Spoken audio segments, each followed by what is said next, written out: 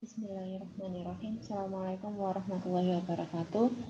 Ketemu lagi di channel saya dan kali ini saya akan membahas tentang riset, yaitu pada bagian latar belakang dan rumusan masalah pada suatu penelitian.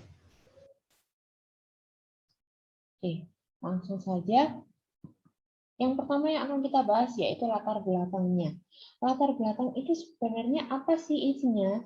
Jadi pada latar belakang ini kalian bisa menuliskan mengapa kalian atau peneliti, alasan peneliti itu memilih permasalahan itu untuk diteliti.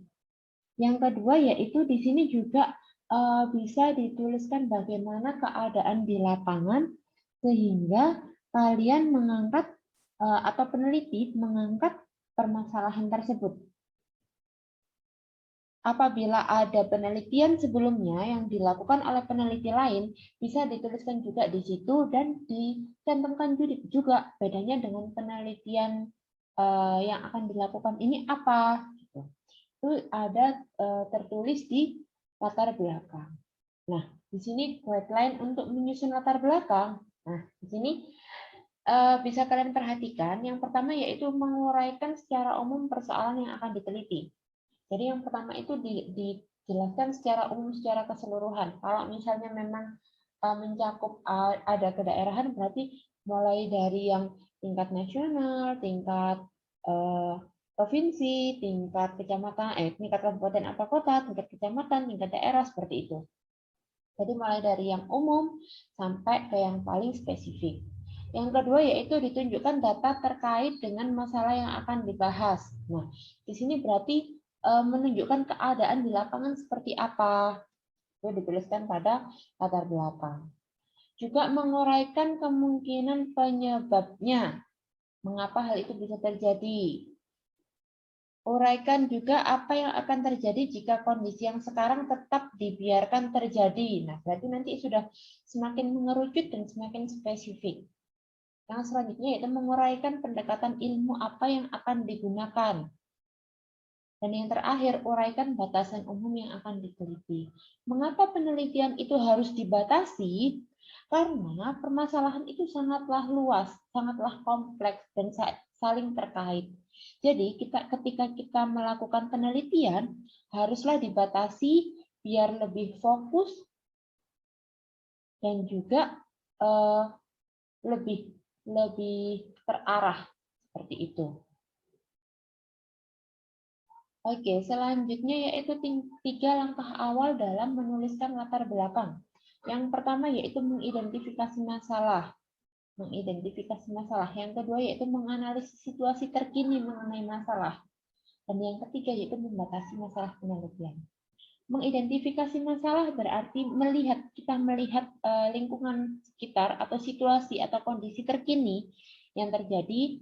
Oh, ini sebagai masalah. Kalau sekarang mungkin yang paling terkini bisa mengangkat masalah pandemi atau bisa mengangkat masalah COVID, seperti itu. Bisa diangkat seperti itu, bisa menjadikan suatu masalah. Dan membatasi masalah penelitian, dibatasi bagian apanya. Misalnya bisa dibatasi melalui mungkin ada tanaman herbal atau obat-obatan khusus atau minuman khusus mungkin yang bisa dijadikan sebagai obat COVID, seperti itu. Kalau saya tahu itu ada daun pepaya, itu kalau dia direbus, itu dicampur dengan perasan air lemon, jeruk lemon, itu bisa menghilangkan batuk, pilek, sama itu kepekaan kita terhadap penciuman, indera penciuman kita itu semakin meningkat. Tapi kita nggak tahu apa yang terkandung di situ. Nah, bisa diangkat sebagai penelitian seperti itu. Atau kondisi terkini yang lain, misalnya di tempat kalian ditemukan ada banyak kalau penjual martabak misalnya ya, itu kan banyak kulit telur itu dibuang begitu saja mungkin. Nah, itu bisa dimanfaatkan. Manfaatkan jadi apa? Nah, itu kita juga memperhatikan apakah nanti itu sudah ada yang melakukan hal yang serupa sebelumnya atau tidak. Itu bisa diangkat sebagai masalah penelitian. Oke, yang selanjutnya, nah latar belakang. Jadi dia mulai dari yang paling luas cakupannya, terus semakin menyempit menjadi suatu topik, semakin menyempit lagi menjadi suatu tema, dan kita fokus pada satu permasalahan. Nah, permasalahan itu nanti tertulis di dalam rumusan masalah. Oke, kita lanjutkan dulu untuk latar belakang. Latar belakang terdiri dari yang pertama yaitu pengenalan masalah atau apa yang akan kita bahas. Nah, justifikasi masalah itu isinya adalah di mana dan kapan. Di mana itu akan diteliti, misalnya tadi untuk masalah pemanfaatan daun pepaya tadi ya, pengenalan masalah apa. Ini sekarang terjadi wabah COVID seperti itu. Ini ada daun pepaya. Di mana dan kapan? Saat ini di Indonesia. Seperti itu. Kronologis masalahnya seperti apa? Nah, bisa diceritakan sekilas kronologisnya bagaimana, sehingga banyak orang yang mengalami hal yang sama dengan gejala-gejala itu.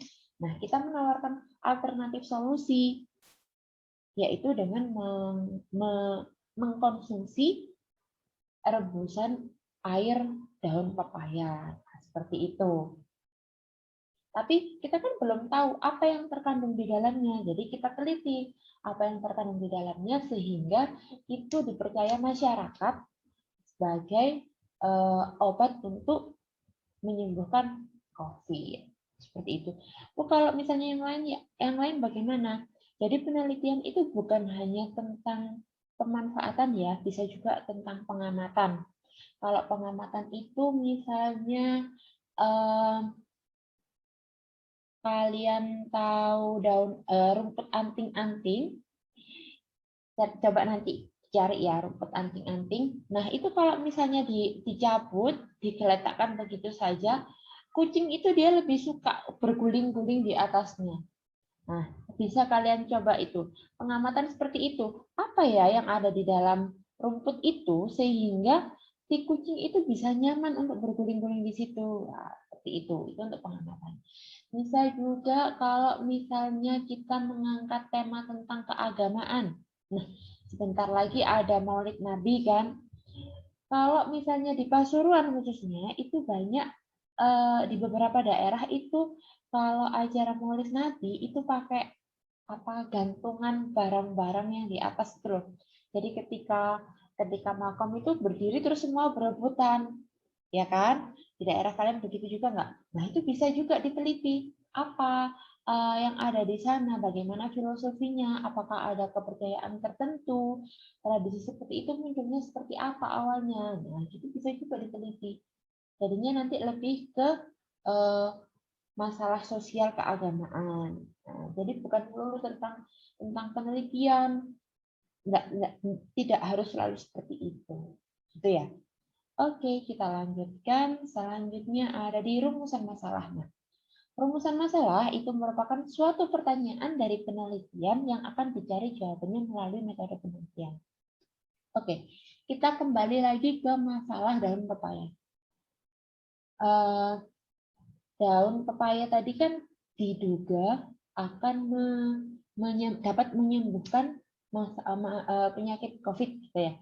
Nah, kita tentukan pertanyaannya, apa yang terkandung di dalam daun pepaya sehingga dia bisa menyembuhkan penyakit COVID.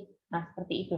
Jadi, rumusan masalah itu nanti bentuknya adalah suatu pertanyaan yang selanjutnya akan dijawab selama penelitian itu berlangsung. Jadi nanti semacam tujuan dari permasalahan atau tujuan dari penelitian itu ada di dalam pertanyaan rumusan masalah. Oh, ini loh yang akan dicari. Seperti itu.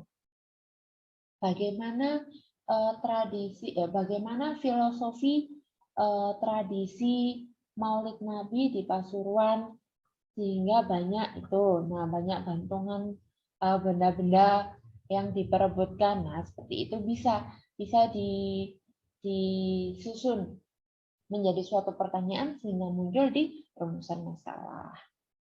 Seperti itu. Oke, selanjutnya langkah dalam merumuskan masalah. Yang pertama yaitu mengidentifikasi masalah. Yang kedua menganalisis situasi terkini. Yang ketiga membatasi. Oke, seperti yang saya sampaikan tadi. Jadi permasalahan yang akan kita teliti harus dibatasi agar tidak menjalar atau merembet kemana-mana sehingga masalahnya tidak spesifik. Yang keempat yaitu merumuskan masalah secara spesifik, jelas, dan terfokus berdasarkan latar belakang. Jadi kembali lagi ke daun pepaya tadi, pasti banyak sekali ini untuk obat COVID, ini untuk obat COVID, ini untuk begini. Nah, kita ambil salah satu saja. Jadi lebih spesifik dan lebih fokus.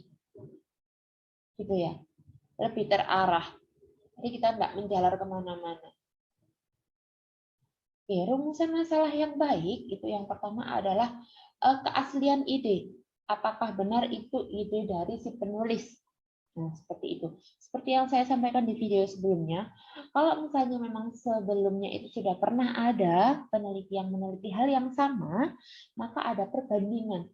Bedanya apa punya kita atau yang akan kita teliti dengan peneliti sebelumnya, seperti itu. Yang kedua yaitu besar manfaat baik dalam ilmu maupun aplikatif. Nah, bermanfaat nggak ya penelitian ini? Kalau memang penelitiannya tidak bermanfaat, ya untuk apa dilakukan? Seperti yang sudah saya sampaikan di video sebelumnya. Salah satu jenis penelitian ilmiah khususnya itu kan harus bermanfaat. Nah, yang selanjutnya yaitu pernyataan yang jelas tentang masalah penelitian. Jadi penelitiannya harus jelas, bukan masalah yang tidak jelas. Misalnya ternyata ada yang membahas masalah apa ya, lebih ke arah ke baper-baperan mungkin. Nah, itu kan nggak jelas seperti itu. Jadi, kalau penelitian ilmiah itu ya memang benar-benar ilmiah, yang benar-benar bisa dibuktikan, bisa diukur, seperti itu.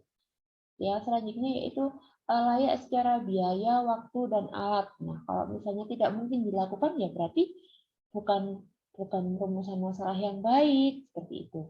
Kalau misalnya terlalu mahal atau alatnya tidak memungkinkan untuk diadakan, ya berarti rumusan masalah itu juga tidak baik. Seperti itu. Yang terakhir adalah jelas, padat, sederhana, dan konkret. Sudah jelas ya. Pernyataannya harus jelas, harus padat, tidak berbelit-belit, dan nyata atau konkret. Seperti itu.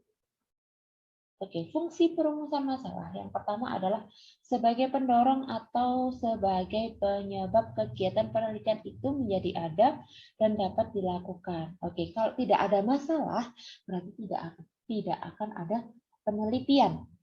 Tetapi tidak semua masalah bisa menjadi suatu penelitian. Seperti itu.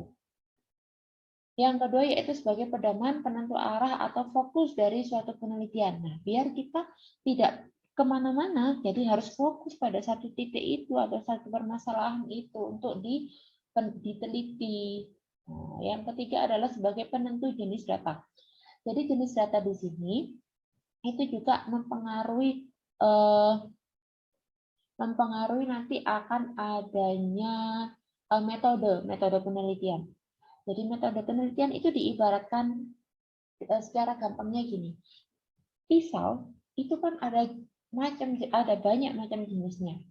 Nah, ketika kita disuguhi daging, terus kita disuruh memilih banyaknya pisau itu yang ada di situ, kita juga harus tepat. Jangan-jangan yang diambil adalah pisau untuk memotong agar-agar misalnya, atau untuk memotong sayur misalnya, kan nggak tepat gitu loh. Jadi kalau memang kita disediakan daging, ya memang pisau untuk mengiris daging, memotong daging, seperti itu. Jadi pemilihan atau pemilihan metodologi penelitiannya juga harus jelas. Yang keempat yaitu mempermudah peneliti menentukan populasi dan sampel. Oke, nanti untuk populasi dan sampel kita lanjutkan ke metode penelitiannya ya. Ya. Oke. Selanjutnya, nah sekian dan terima kasih. Jadi itu untuk latar belakang dan perumusan masalah ya. Oke, semoga bermanfaat, semoga menginspirasi, dan selamat untuk mencari masalah-masalah penelitian. Semoga kita menjadi peneliti-peneliti yang hebat. Salam literasi, dan saya akhiri. Wassalamualaikum warahmatullahi wabarakatuh.